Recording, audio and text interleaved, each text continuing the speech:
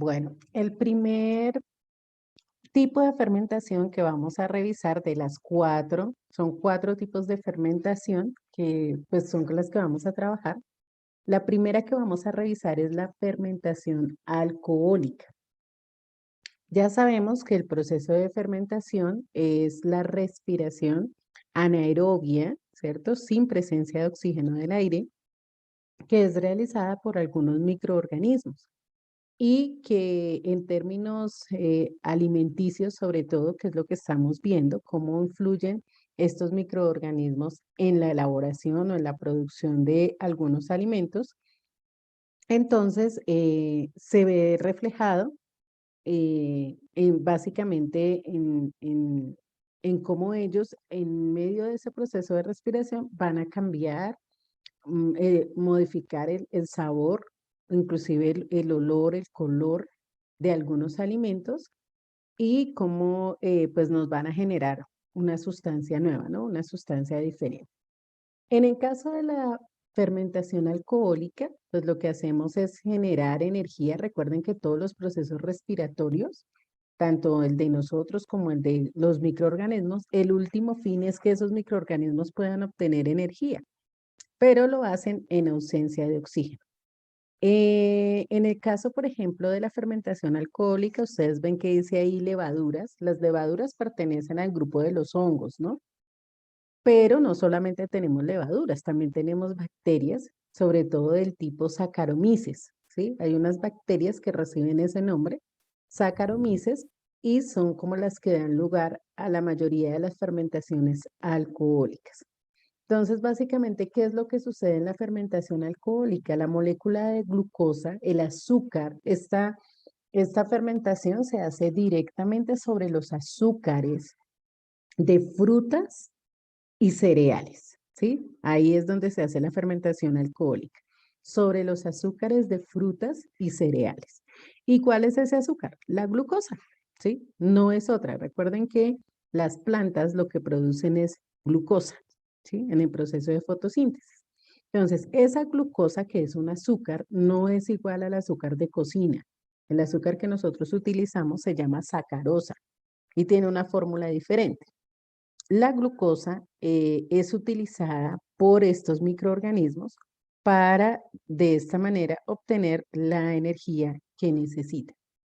Ella lo que hace es disociarse y producir alcohol. ¿Qué alcohol? Específicamente el etanol, ¿sí? Es el alcohol que se produce.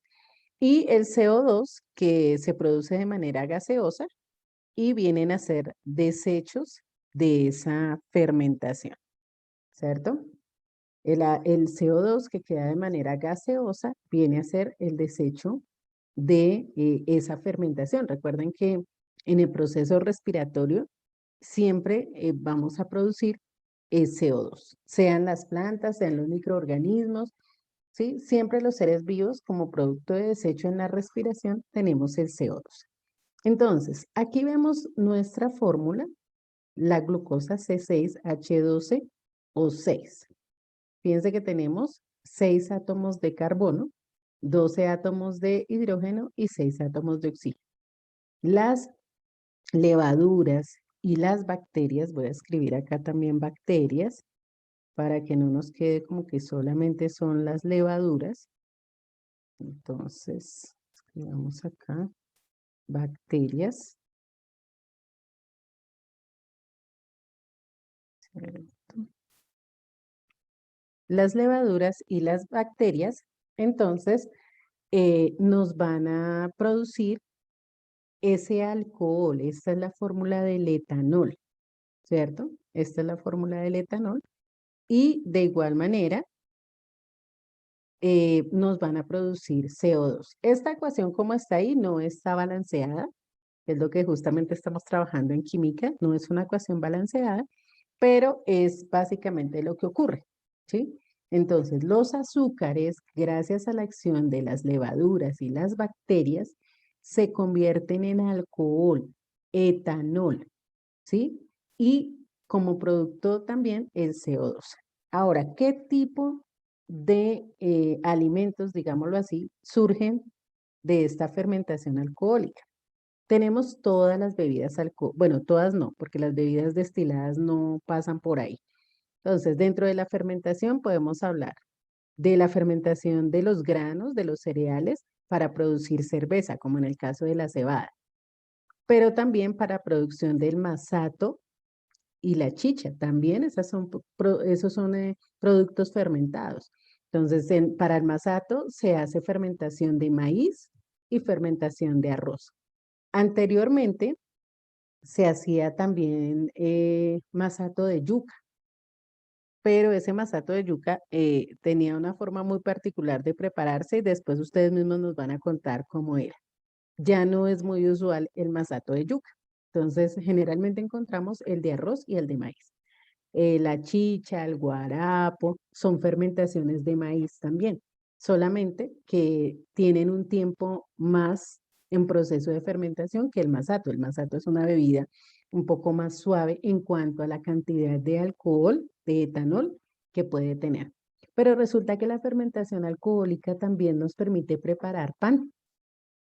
Y ustedes dirán, pero a mí el pan no me sabe lo mismo que me sabe de pronto, bueno, eh, ahorita hablamos de otras bebidas alcohólicas, pero por ejemplo, ustedes dicen, el pan no sabe a lo mismo que sabe la cerveza, ¿cierto? A pesar de que es una fermentación alcohólica y se produce etanol. Resulta que el etanol, por ser un alcohol, tiene un punto de ebullición relativamente bajo.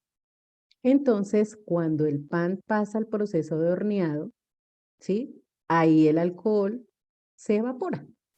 Por esa razón, el pan nosotros no lo percibimos ni tampoco una persona se va a embriagar a punta de comer pan. Se podrá engordar, pero embriagar no, ¿cierto?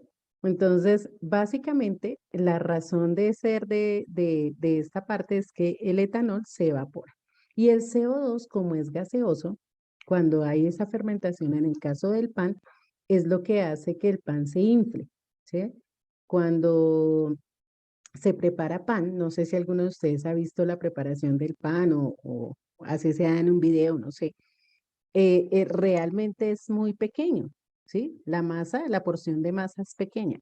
Se deja un tiempo en un cuarto que llaman los panaderos generalmente cuarto de crecimiento.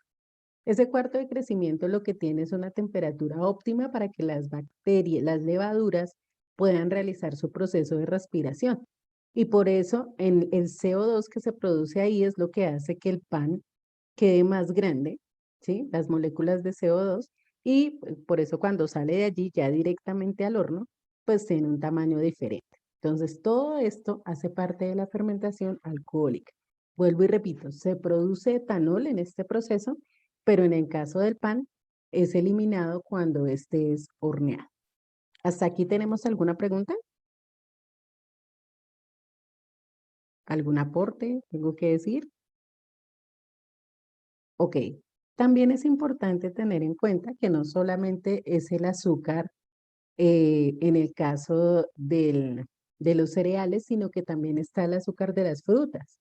Por eso tenemos el vino. El vino también es una sustancia derivada, ¿cierto? De, mm, de la fermentación alcohólica, pero en este caso son las uvas o las manzanas, ¿cierto? Inclusive el durazno también. Y se hacen ya bebidas alcohólicas tipo vino a partir de la mora, por ejemplo. Entonces los azúcares de las frutas también pueden pasar por esta fermentación alcohólica. Recuerden que siempre es la glucosa, ¿no? Ese es el azúcar que tenemos allí. La glucosa y da lugar a todos estos alimentos. Entonces, fíjense que a partir de la fermentación alcohólica se obtienen muchísimas sustancias que son de uso cotidiano a nivel, pues, de la humanidad. Entonces, vamos a tomar este apunte. El subtítulo es fermentación alcohólica y ya continuamos con otro tipo de fermentación. Si hay alguna pregunta, quedó pendiente.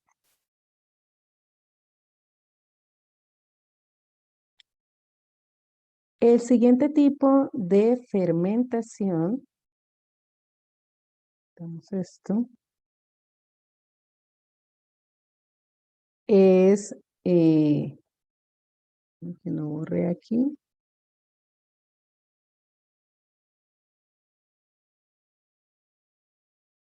es la fermentación láctica. Bueno, aquí no nos quedó como muy bien el, la imagen, pero entonces ahorita les voy dictando en caso tal de que no alcancen a verlo bien. En la fermentación láctica tenemos obviamente dos formas en las que se puede presentar esta fermentación. Una es a nivel del azúcar de la leche, ¿sí? Como su nombre lo indica, lácteo, láctico, y otra es a partir de las células musculares. Nuestras células musculares hacen fermentación láctica. Y uno dirá, ¿pero de dónde? Si no está, ¿cuál leche? ¿Cierto?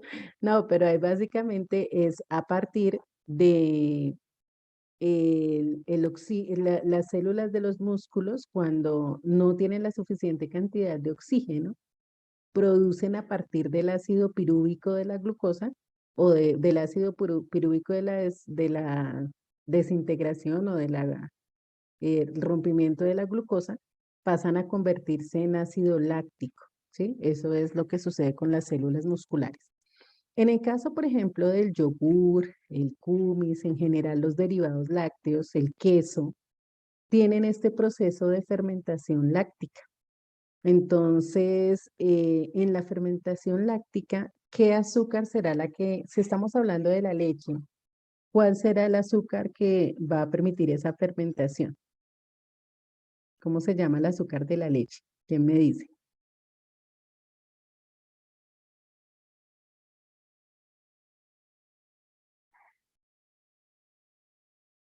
Ok, muy bien, Catalina. Lactosa. El azúcar de la leche es la lactosa, ¿cierto? No, en este caso no tenemos glucosa, sino lactosa.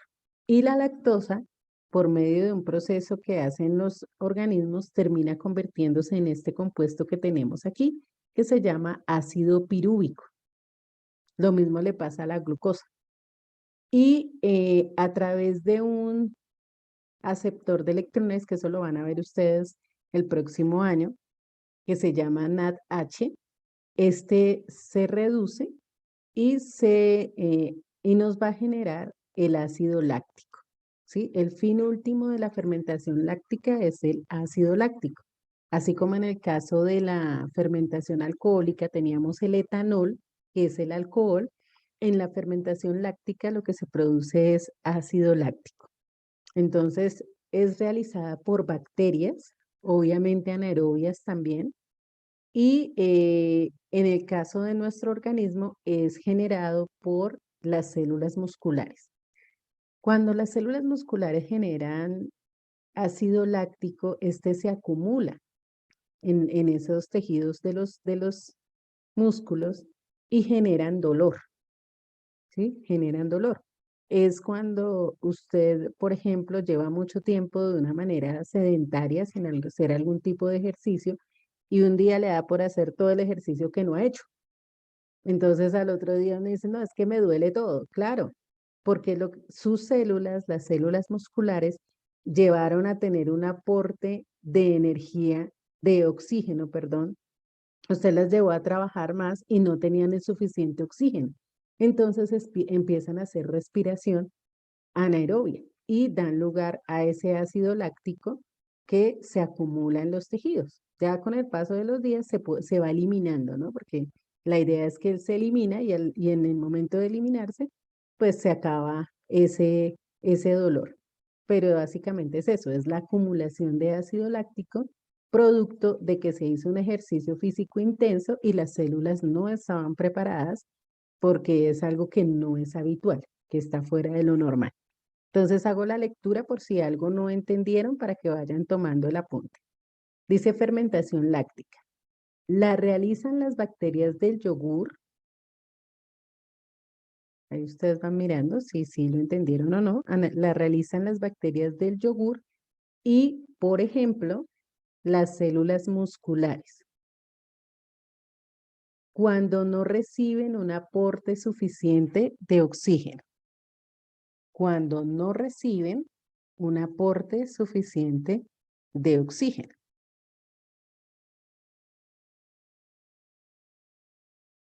Lo que sucede cuando se lleva a cabo un ejercicio físico intenso. Lo que sucede cuando se lleva a cabo un ejercicio físico intenso. En la fermentación láctica, el ácido pirúvico es reducido a ácido láctico por medio del NADH más H. De esta manera, el NAD+ se recupera y pueden ser degradadas nuevas moléculas de glucosa. Eso es lo que dice en la parte superior. Y pues creo que la imagen sí la podemos ver un poquito mejor. El número que está abajo, aquí después del CH, es un 3 en los dos lados. Es un 3. Bueno, tomamos el apunte. Si hay alguna pregunta, me dice. No, el último hidrógeno no está elevado a nada. Es NADH más H, no es más. No hay ninguna elevación. De pronto parece. Es H más, no es elevado, sino que es un H con un más que es de carga positiva. Lo mismo que el NAD es NAD más, con carga positiva.